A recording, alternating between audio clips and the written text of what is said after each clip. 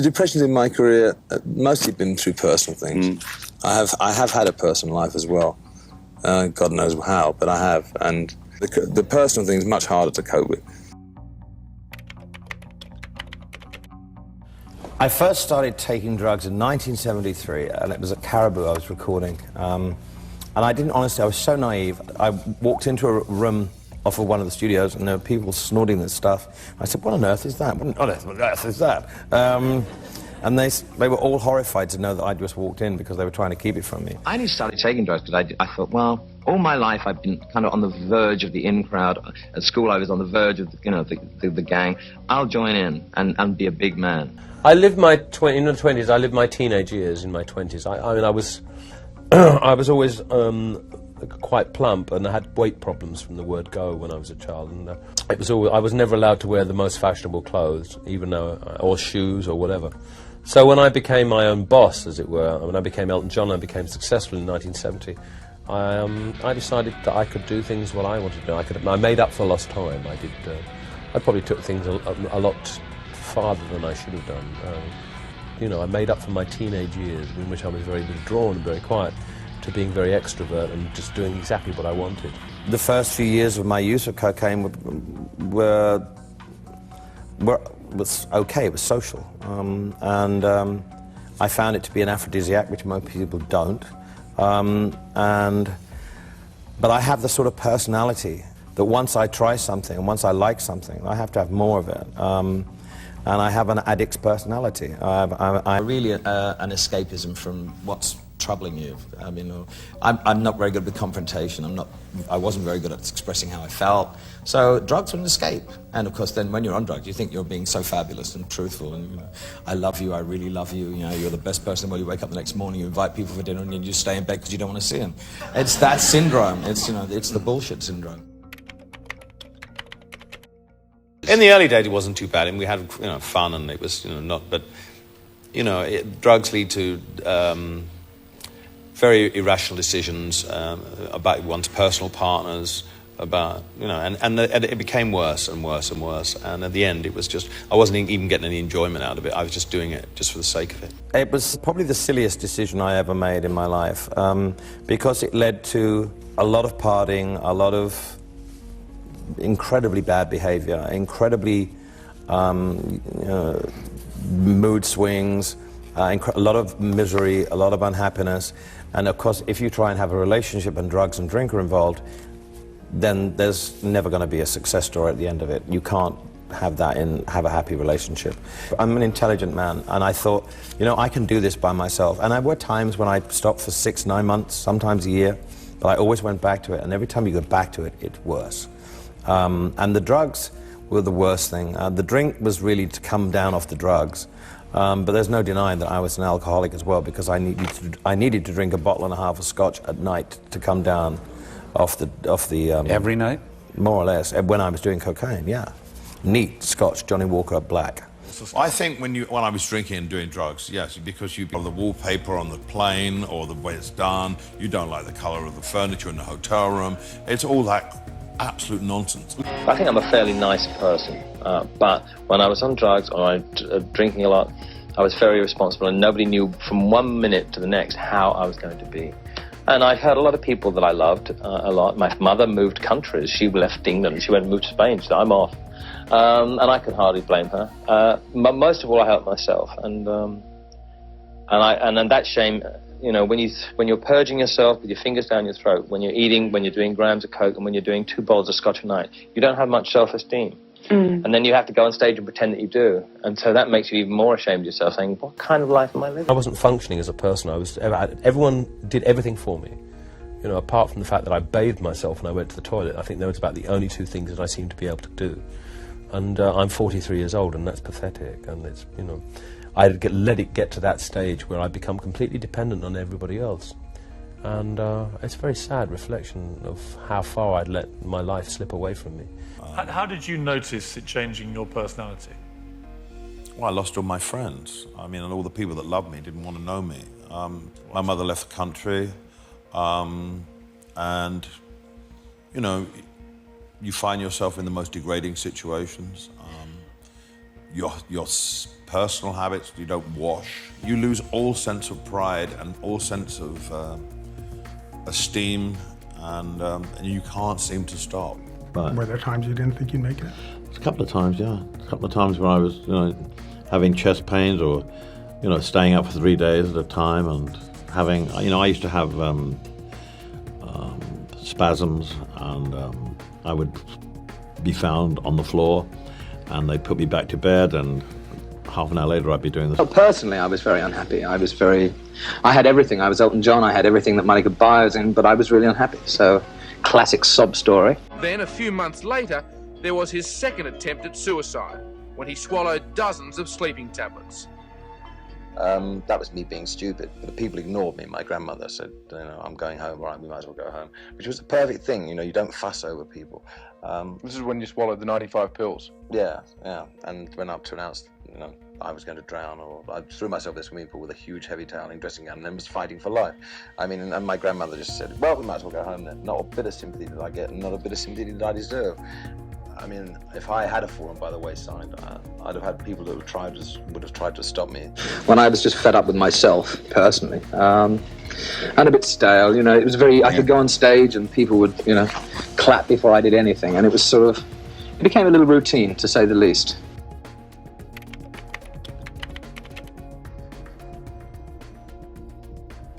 Just looking at myself, there was an unofficial biography by Philip Norman last year, and there were some pictures in that book that are frightening. And I look at them now, and I look at myself now, I think, God, I look 20 years older than I do now, and the only tangible thing left I had in my career was my career, and I wanted to destroy that too. And I didn't seem to be able to, because at the end of the day, I'm a loyal person, and I wanted to go out and work for the people, because I employ a lot of people. So, because I'm, in a way, so nice, it kept me going. And that part, the good part of my character, kept me going. And I didn't destroy the only tangible thing I had left. How could you get out on that stage? Why didn't you walk out and flop over that piano or electric keyboard? How did you walk out? I don't know. I have a very strong constitution. Boy, you... Yeah, I have a very strong constitution and a very stubborn streak. So you were really... Stoned is the mildest word one could use. Yeah, I was on the planet whenever. I was on my own planet, I think. Were you able to perform while drunk?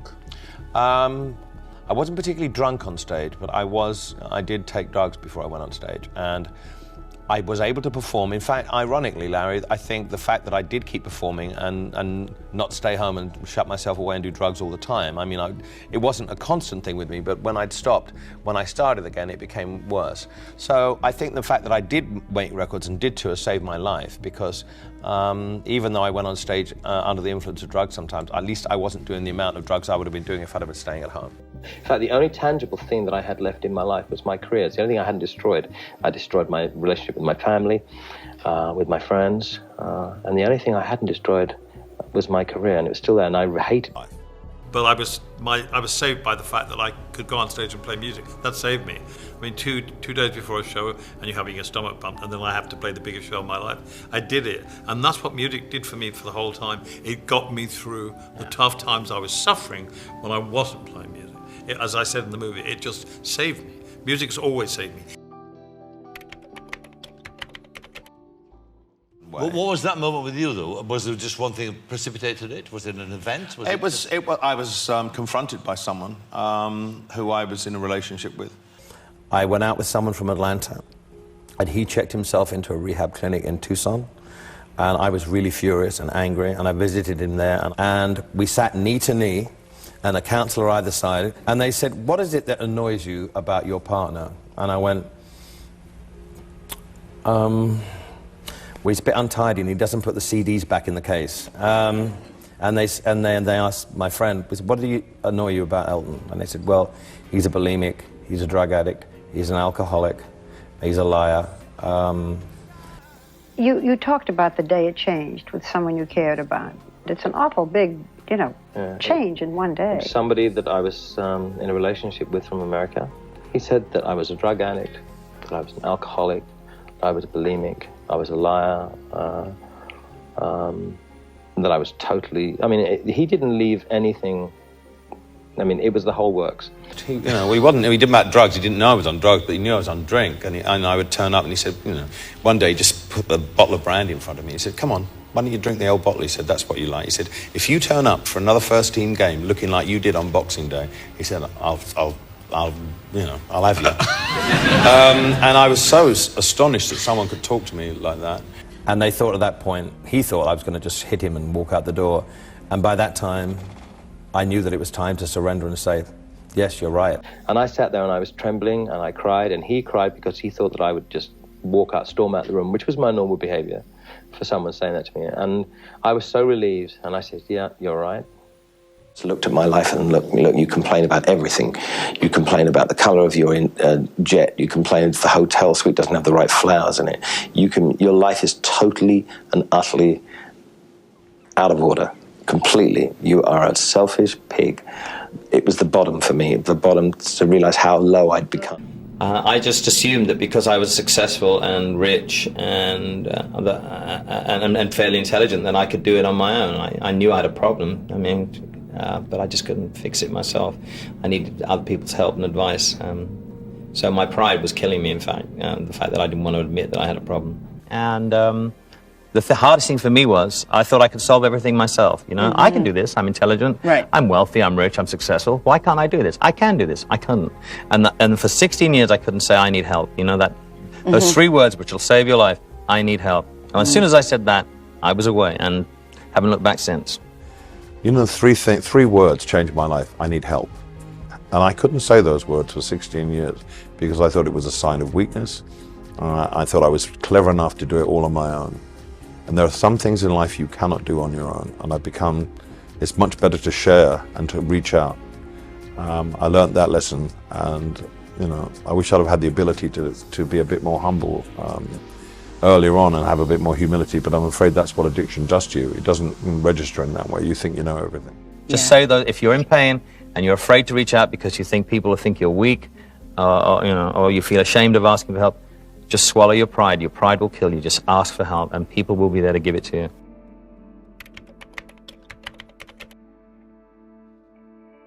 And I went there for 6 weeks, and the best 6 weeks of my life, in a way, because I got so much stuff out. I started to be ruthlessly honest, and I listened, and I started a new life. You're left with the same person, but you just have to, it's like being a baby, you have to start to walk again and learn how to become a human being and listen to instructions and follow them to try and put your life back together. Luckily, I'd made the decision and I listened to people, which I don't normally do, for a year or so, more than a year or so, and I did take the precautions of listening to what they had to say, and I did everything they had to tell me to do, and my life came back together. It was just like, I've got to learn how to live and how to, do things right, and change my life completely. It was like learning to be a human again, and I was learning to walk properly, learning to treat people properly, writing letters to apologize to people, but just being able to have a life without all that rubbish. And waking up in the morning and feeling good about yourself. I took to it like a duck to water. It was an immense relief for me. It was hard. I tried to run away twice. What, you just took off? I had an incredible problem with authority figures. I mean, I always have done in my life, and that was the only problem. I actually enjoyed, once I decided to actually do something about my health and my addictions. I really enjoyed it because I learned about myself. I learned how I work, what makes me tick, what doesn't make me tick. I mean, you look like a different person. Your energy is different. You came out of a very dark period. Yeah. That dark period lasted for 16 years. And towards the end, it was very dark. I'm still working on changing myself. There's a lot to prove. I mean, I've still got a long way to go. I mean, 4.5 years I've changed, and I don't drink, I don't take drugs, but I'm still working on myself and the bad habits that I have, and trying to change 43 years of bad behavior. It doesn't happen overnight. I keep a very rigorous schedule, but my schedule is all around my health, my spiritual well-being, and really trying to stay clean. And I love this new life. I mean, I never knew life could be as good as this. Can you be around people who do drugs now? No. You can't be. I don't mind being around people who drink, but it's very, all my friends drink. I have no problem with that. I would never tell someone they can't drink. And I don't have a problem with that. I can smell drugs. Especially when you play in America, you can smell it. But I mean, cocaine, I can see if someone's on it and I have to leave because it just freaks me out. Do you consider yourself a survivor? Oh, absolutely. I am a survivor. I've survived a lot of things. Life is full of, pitfalls, even when you're sober. And you have to, I can deal with them now because I don't have to run away and hide, and I have someone wonderful in my life to help me through them. What I couldn't do when I was an addict was communicate, except when I was on cocaine. I thought I could because you talk rubbish. But I had I have a confrontation problem, which I don't have anymore, because I've learned how that if you don't communicate and you don't talk about things, then you're never going to find a solution. And I've dealt with grief, I've dealt with disaster, I've dealt with great things happening, and I've been able to do it. I found a partner of 19 years, I have a son, I have a career, I have wonderful friends. I'm the luckiest person in the world. I'm sitting here now and I have a #1 album in Britain, which I haven't had for 20 years. Do you think I'd still have that if I was doing drugs and alcohol? I wouldn't be here, I'd be dead. And I am content. I have nothing to complain about. I have had my redemption. I can be proud of myself now.